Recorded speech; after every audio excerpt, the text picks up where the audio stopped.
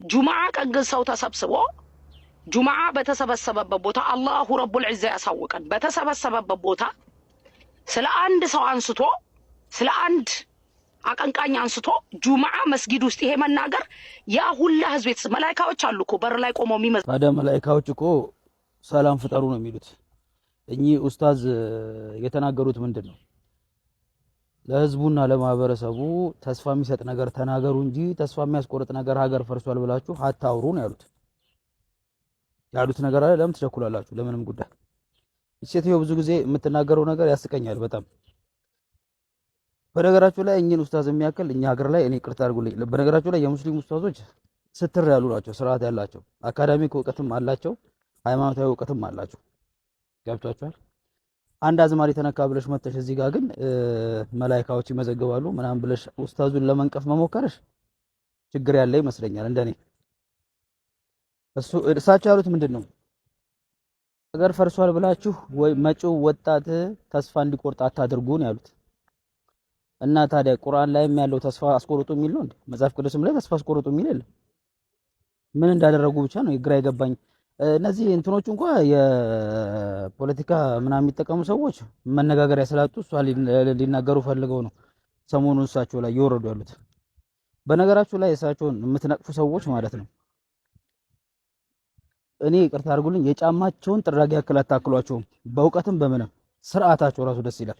ስለ እውነት እናወራለን። አንቺ ደግሞ ሰከን በይ። ደግሞ አረፍ ብለን ነበር የሆነ ሰዓት አቡነ ኮንትሮባንዲዮስና እንደ እጅጋየሁ በየነ ጳጳሲት እጅጋየሁ በየነ የተባለች የአድዋ ደንቆሮ መሃይም ትግሬ ሁለቱ በደንደው አማራና ኢትዮጵያዊ ኦርቶዶክስ ኢየሩሳሌምና ኩኬለሽ ማርያም በርሚሉ ጊዮርጊስ ሙጨየንትን የሚባል ተፈጥሮ አሁን በርሚሉ ጊዮርጊስ እኔ የሚገርም ነገር ነው። बेरमिलना गियोर्गिस ምን አገናኘው ስትል በስሎች आपके जो अटैक हुआ था आपके बिल्डिंग के नीचे सीसीटीवी में बंटी दिखा है वो भी अंडरग्राउंड है लेकिन हमारी टीम उसे ढूंढ रही है ምን አገናኘው ማርያምና ኩክ የጆሮ ኩክ ኩክለሽ ማርያም እኮ የዘመኑ ኢንቨስቲጌሽን አብይ ብቻ አለው ጉድጓድ እኮ አማራ ሄዶ እዚያ ጋር እንደበት የሚውል ገንዘቡን ሄዶ ለትግሬና ለኦሮሞ ብቻ ሰጥቶበት የሚመጣ የተቆፈረ ዋሻ ማለት ነው። उसका कुछ पता चला सर सारे इन्फॉर्मर्स एक्टिव हैं बट እያዳናት ነው ኦርቶዶክስ तो अब क्या करें लेवोችን እያጋለጡ बेरमिल गियोर्गिस ሊኖር स्टोरी में किसी शार्प शूटर से बात करें क्या वो बता पाएगा वेपन ጊዮርጊስ ተነካ ይላል ግን እንደ ጊዮርጊስ በመጋዝ መሰንጠቅ ግን አይፈልግም ጉድ አይዲያ እንደ ጊዮርጊስ በሙቀጫ መውቀት አይፈልግም जो भी बेस्ट शार्प शूटर है उसे ኦሪዞ መዋጋት አይፈልግም ዳዊት ተነካ ይላል እንደ ዳዊት ሊጾም ሊጸልይ አመር ለብሶ ማቅለብ እሱ አይደለም እንደ ዳዊት አጣቱ እንኳን በግልጽ ለእግዚአብሔር አይናዘዝ उस श्वेता वाली केस का हियरिंग है आज መማር አለባቸው የሚገርማቸው ጧት ላይ ገንዘብ እየሰበሰበች ነጠላ አድርጋ እግዚአብሔር ምስክሬ ነው ማታ ክለብ ነው የምታገኘው ፋክቱ ልንገራቸው እንተቀለ እንደዚህ አይነቱን ካስገባ ያቺ ራሱ ክለብ ነው የምትለው ከሸቱ ጋር ይጣላችሁ እኔ መረጃ ክለብ የምታመሸው ክለብ ቂጧን የጣለ ድርጅት ሁለቱም ሌቦች ናቸው። ኦርቶዶክስ ቤቷ ስጋት ለሁሉም ሌባ ክፍት ነው። क्या कर रहे ቢኒያም ሽታ የተባለ ये तो हम हमेशा करते हैं ना सर रोल सर के बाद आप पे भी थे और यहाँ के आधे से ज्यादा क्रिमिनल्स को तो आप ही ने अंदर አማራው አሜሪካ ከለከሉ ሊያመጡት ብለው ከለከለታ ካናዳ ግን ብፁዕ አቡነ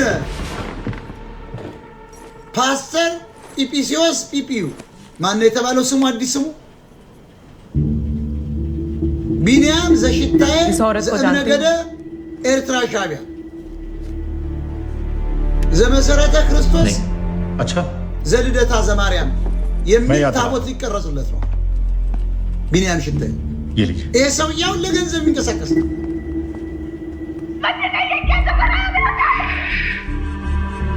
ሳልሳዊ ቴዎድሮስን እናመጣለን ብለው የሚያስቡ ናቸው ቤተክርስቲያን መጥቶ መቀባት አለበት ብለው የሚያታየውም እንግዲህ ኤርትራያኖች ከነመምህር ፋንታው ዋቂ ጋር የሚንቀሳቀስ इस आदमी ने मेरे क्लाइंट को सिर्फ ሁሉ ፖለቲከኞች ናቸው मेंटली भी अब्यूज किया।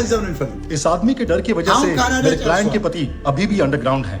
There is no physical evidence to prove to the court कि इस आदमी को कड़ी से कड़ी सजा दी जाए, वरना ये अपने पावर का मिसयूज करता ही रहेगा मैम। आपको अपने डिफेंस में कुछ कहना है? माफ कीजिएगा मैडम, मेरे क्लाइंट एक मेजर एक्सीडेंट से रिकवर कर रहे हैं।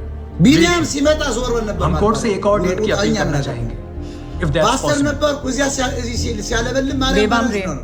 तुम्हारे खिलाफ कोर्ट में 5 केसेस चल रहे हैं, including the firing that happened at Saria street. This hooliganism has to stop. Court आपको वार्निंग दे रही है, क्लीन अप योर एक्ट। 2 महीने बाद की डेट दे रही हूँ, अगस्त 22। Thank you ክርስቲያኖች እግዚአብሔር ያጥፋችሁ። ስለ ታየ ቦጋለ እኮ ተናግሬያለሁ። ታየ ቦጋለን የመጀመሪያ ያጋለጥኩት ኦነግ አሳሰቡ ከኦሮሞ መንግስትነት አናወጣው እያታለለ ነው ህዝቡ። አሁን ትግሬዎች በሙሉ የትግራይ ሚዲያዎች ስለ ቴዲዋ ስለ ቴዲ ዘፈን ወደውት ይመስላል አብይ በአመፅ እንዲወጋ ወደ ሁለተኛው አጀንዳ ይሰጥ አሁን ህዝብ አመፅ ብለው እንደገና ኡስታዝ ያሲን ኑሩ ሰው በደንብ ኖቲስ አላረገም ይሆናል እንጂ እንደዚህ የኢትዮጵያን ፖለቲካ ናሬቲቭ እንደቀየረ ነው። ምን መሰላችሁ? ሙስሊሙ ጋር አንድ የምናየው ድክመት ለረጅም ጊዜ ኦሮሞ አካባቢ የምናየው አይነት ከዚህ በፊት ሂስቶሪካል ኢንጀስቲስ ሙስሊሞች ላይ እንደነበረ ሁላችንም እናውቃለንና ያንን እየጠቀሱ ያንን ቁስል እየኮረኮሙ እንደ ማይኖሪቲ ነው ፊል የሚያረጉ የነበሩት። የተጠቀነት ሜንታሊቲ ስለነበራቸው ሀገረ ገዢ ነን፣ የሀገር ባለቤት ነን፣ ኦነር ነን የሚል ውስጣቸው የነገር ብዙ ማታዩ ተጠቃን፣ ተፈናቀለን፣ ተገደለ፣ እንደዚህ ሆነ እናም በሚል ላይ ብቻ ታጥረው የነበራቸውን ግዝፈት አንደርስታንድ ሳረጉ ቆይቷል። ያሲን ኑሩ ያደረገው ያለው ምንድነው? ኮምፕሊትሊ ታይቶ ማይታወቅ ነገር ነው። በነገራችን ላይ ኢትዮጵያ ለኛ ሌላ ተአምር ናት፣ ስፒሪቹዋል ናት። 31 ሰሃባዎች ኢትዮጵያ ውስጥ የተቀበሩ እኛ እንደሌሎች ዜጎችና የሀገሪቱ ነዋሪዎች ብቻ ሳይሆን ርስታችን ናት። ርስታችን ከሆነ መሪዎች ነን፣ ገዢዎች ነን፣ አስተዳዳሪዎች ነን። this is huge። ይሄ ከማን ጋር ይቃረናል መሰለ? በአሁኑ ሰዓት ከኦርቶዶክስ እምነት አካባቢ የሚመጡ ነገሮችን ተመልከቱ። ኮርስ ሞት ምናምን እየገጠማቸው ነው፣ ግን ተጠቅተናል፣ የሞትን ነው፣ የተፈናቀልን ነው፣ እቺ ሀገር ለኛ አትሆንም፣ ከፈልገሽ ትበተን፣ አይመለከተንም የሚል አመለካከት ከየት የተመጣ? አማራ አካባቢና ኦርቶዶክስ አካባቢ መጣ። ኢትዮጵያዊነትን ክሌም በማድረግ የሚታወቀው ኃይል ሲያፈገፍግ የፓወር ቫኪዩም ተከፈተ። guess who feel that power vacuum? ኡስታዝ ያሲን ኑሩ ይዘው መጣው አስተሳሰብ ፐርፌክትሊ ያንን ቦታ ሞላ። እኛ መሪዎች ነን አለ እና በኢትዮጵያ ፖለቲክስ ውስጥ የቦታ መቀየር ተፈጥሯል። እኔን እቺን ሀገር የፈጠርኩት የቀረጽኩት የሚለው አካል አይ እቺ ሀገር ለና አትሆንም፣ ተጠቅቻለሁ፣ ተገድቻለሁ፣ ሞቻለሁ፣ ስለዚህ በትናት ከፈለጋችሁ አለ። ከዚህ ፊት ደግሞ ደሴም አቋም ሲያራምድ የነበረው አም ዘ ቦስ የዚህ ሀገር ቦስ ነን እኛል። ይሄ በኢትዮጵያ ታሪክ ማይልስቶን ነው። በተለይ ቀይ ባህር ጉዳይ እየተነሳ ባለበት ዘመን ላይ የኢትዮጵያ ውጭ ጉዳይ ሚኒስትር ሙስሊም ሆነ አለበት ብዬ አምናለሁ። ይሄ ሙስሊም ዝም ብሎ የመርካቶ ሙስሊም ቆባ አድርጎ የሚዞረው ሳይሆን በትክክል አረበኛን የሚናገር ቁርአን የቀራ ሙስሊም የኢትዮጵያ ውጭ ጉዳይ ሚኒስትር መሆን አለበት። ምክንያቱም ይሄ ቀይ ባህር ሲነሳ ዲል የምናደርገው ሙስሊሞች ጋር ነው፣ አረቦች ጋር ነው። የአማራ ፖለቲካ አረኛ ወደ ባይ መለከተንም ህልውና ጉዳይ ውስጥ ምናምን ይላል። ሙስሊሞች የሚመሩት ፖለቲካ ፓርቲ አይታችኋል? የነጻነትና እኩልነት ፓርቲ 5 ነው የሚያስፈልገው ወደ ባለ በአረብኛ ቋንቋ ነው ጉዳይ መነጋገር ያለብን ከአረብ ጋር። የአሰብ ጉዳይ፣ የባህር በር ጉዳይ ከአረብ ጋር ዲል የሚያደርገው ሰውዬ እንደኔ አይነቱ አይደለም። ሃይማኖት መስፈርት መሆን እንደሌለበት አውቃለሁ። for the time being ግን እንደዚህ አይነት ናሽናሊስቲክ የሆነ ሜንታሊቲ ያለ ሙስሊም ግን ቢመጣ ይጠቅመናል።